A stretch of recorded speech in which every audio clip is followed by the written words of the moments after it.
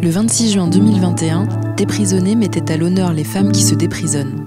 L'occasion pour Odile de s'entretenir avec les intervenantes et de traiter de la condition des femmes incarcérées, de féminisme et d'anticarcéralité. Alors, déjà, est-ce que tu peux me dire qui tu es et qu'est-ce qui t'a amené aujourd'hui ici ? Alors, je m'appelle Sylvia, je suis une ancienne prisonnière.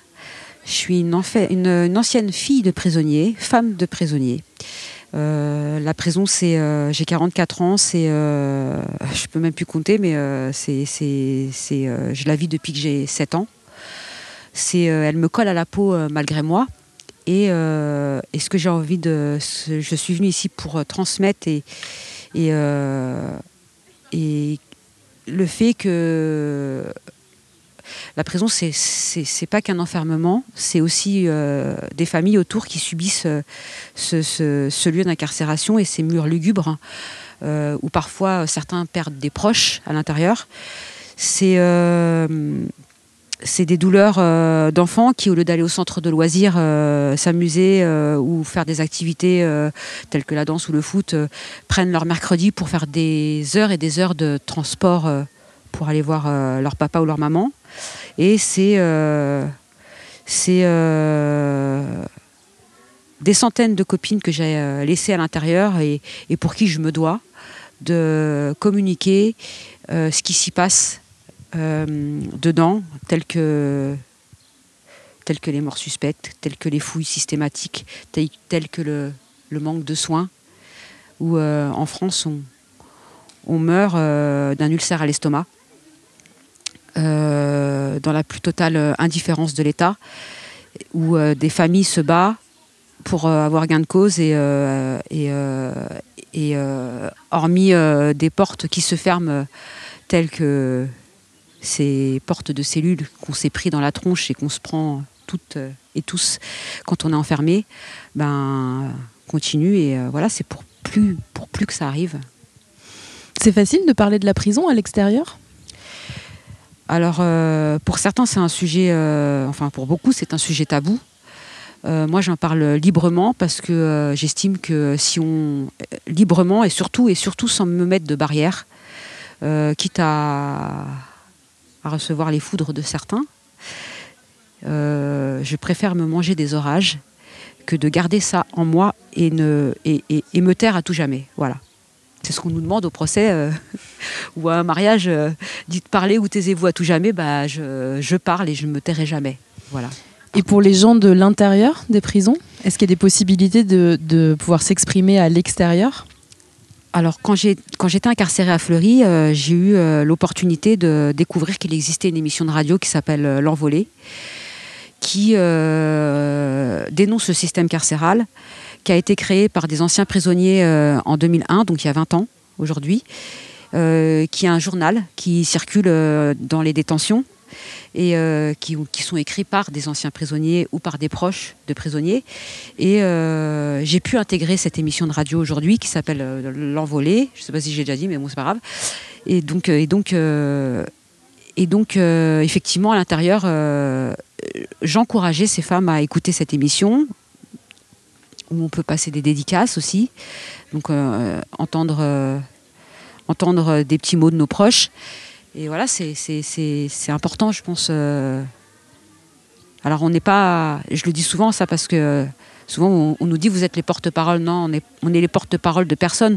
On essaye de faire sortir et transpirer la douleur de ces murs à travers nos ondes. Et on espère que ça permettra d'ouvrir les yeux à des gens qui les ferment en permanence en disant que la prison c'est le Club Med et que tout est payé aux frais de la princesse, alors qu'il y a des gens qui travaillent pour des salaires de 13 € par mois alors qu'ils ont travaillé dans des ateliers à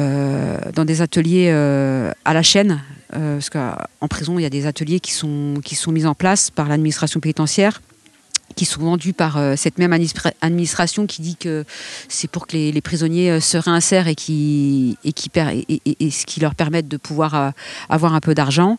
Quand on voit qu'à Fleury-Mérogis, en 2011, on faisait les préservatifs et que quand tu avais rempli... alors tu mettais 2 préservatifs dans chaque boîte et quand on avait fait 50, tu gagnais 11 centimes d'euros.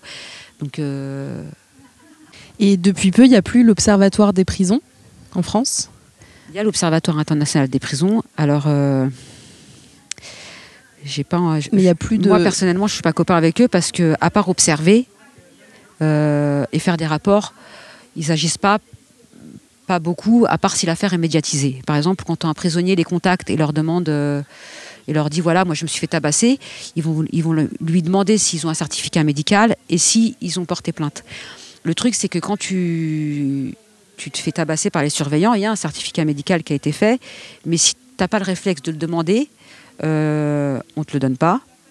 Ou si tu l'as, bien évidemment, comme il y a des fouilles de cellules qui sont organisées, on nous les prend. Et ça, c'est très dur de le faire comprendre aux gens à l'extérieur. Alors soit, comme tu es prisonnier, ta parole ne vaut rien, malheureusement, ou soit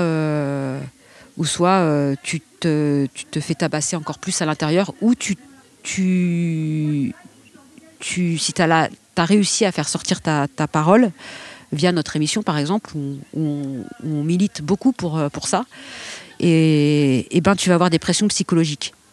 Alors, par exemple, des fouilles systématiques, il faut savoir que des fouilles, c'est dans une cellule de 9 mètres carrés, où quand on arrive, il y a des tags partout. Et donc, on colle des affiches de nos enfants, de nos proches, pour essayer de s'approprier un concon à nous, même si ça ne le sera jamais, hein, on s'entend bien. Mais ils viennent, ils t'arrachent les photos des enfants, ils te chiffonnent les dessins. Tu as des traces de pieds sur les photos, tout est mis à terre. Tu as cantiné des cantinés. Alors ça veut dire cantiner, c'est un bon... tu as une feuille avec des articles des aliments que tu achètes à l'administration pénitentiaire à prix beaucoup plus cher qu'à l'extérieur.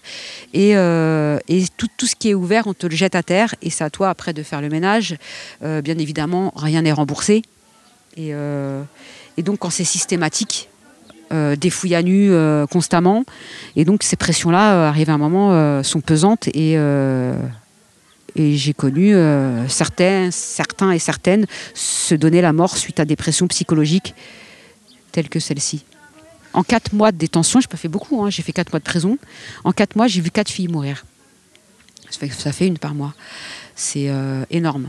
Dans la plus totale discrétion de l'administration pénitentiaire qui, suite à un manque de soins, vont dire mort naturelle. Alors que ça fait des mois et des mois que cette personne se plaint de douleur. Mais qui va en parler à part les prisonniers et les proches ? Et justement, là, tu parles de femmes. Aujourd'hui, les gens s'étaient réunis pour parler un peu plus précisément de la condition carcérale des femmes. Est-ce que toi, tu as envie de nous partager un certain nombre de choses qui te paraissent pertinentes pour comprendre la différence qui est faite entre l'incarcération des femmes et celle des hommes ? Je vais vous donner une anecdote. Chez les hommes, et c'est très bien pour eux, ils seraient mieux dehors, mais ils peuvent cantiner des PlayStation, des DVD. Et nous, en 2011, on pouvait cantiner que des plaques électriques. On n'avait pas une plaque électrique. On n'avait pas sur nos fiches, nos feuilles avec tous ces articles, on n'avait pas ça. Donc on est parti voir la direction avec 2-3 copines en leur disant mais pourquoi nous on ne peut pas continuer la PlayStation, et il nous a conseillé d'aller cantiner une plaque électrique pour faire la cuisine. Voilà. C'est un petit peu misogyne, enfin voilà. Ensuite, une chose qui me tient à cœur, c'est en cours de promenade, j'ai vu une fille dépitée. On est parti la voir à plusieurs en lui demandant, parce qu'on n'a pas d'animosité en détention, on peut avoir des conflits entre nous de temps en temps, mais on est très solidaires. Voilà, c'est important de le dire parce que la solidarité en tôle, c'est notre force. Et il ne faut rien lâcher pour ça.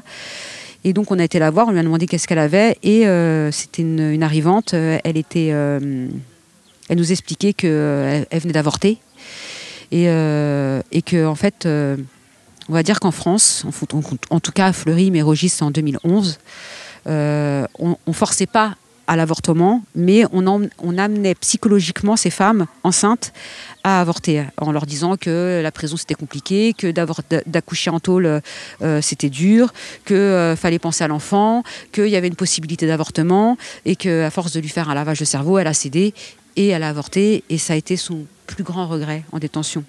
Voilà. Il n'y a qu'une personne qui l'a dénoncé, c'est suite à la mort d'une d'entre nous, qui s'appelait Gordana Medovic, qui s'est plaint d'un problème de cœur, alors que dans son dossier médical, elle était connue pour avoir des problèmes cardiaques. Elle s'est plainte toute la journée de problèmes au cœur et au bras gauche. Il ne fallait pas sortir de Saint-Cyr, il ne fallait pas avoir fait médecine pour comprendre qu'elle allait faire un arrêt cardiaque en vrai. Et donc quand on a dit à la direction qu'il fallait prévenir le médical, ils l'ont diagnostiqué au téléphone en disant que c'était une crise d'angoisse. Elle est morte à 3h du matin dans la cellule de sa cousine, dans la plus totale indifférence, elle aussi.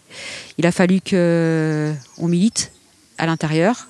Ça a été très compliqué parce que alors quand tu fais des blocages, alors il y a plusieurs façons de militer à l'intérieur, comme des blocages de cellules ou des blocages de promenade, monter sur les toits, faire des prises de parole qui pour eux sont des prises d'otages. Et donc on a décidé de bloquer la promenade. Quand tu bloques tes promenades trop longtemps, il y a les iris qui débarquent en détention. Alors les iris, c'est un peu le GIGN de la détention, de la prison. Ils viennent cagouler avec des boucliers plus grands que moi et nous tapent sur la tronche. Comme ils n'ont pas le droit de nous, c'est des hommes la plupart du temps, comme ils n'ont pas le droit de nous porter, c'est les surveillantes qui nous traînent.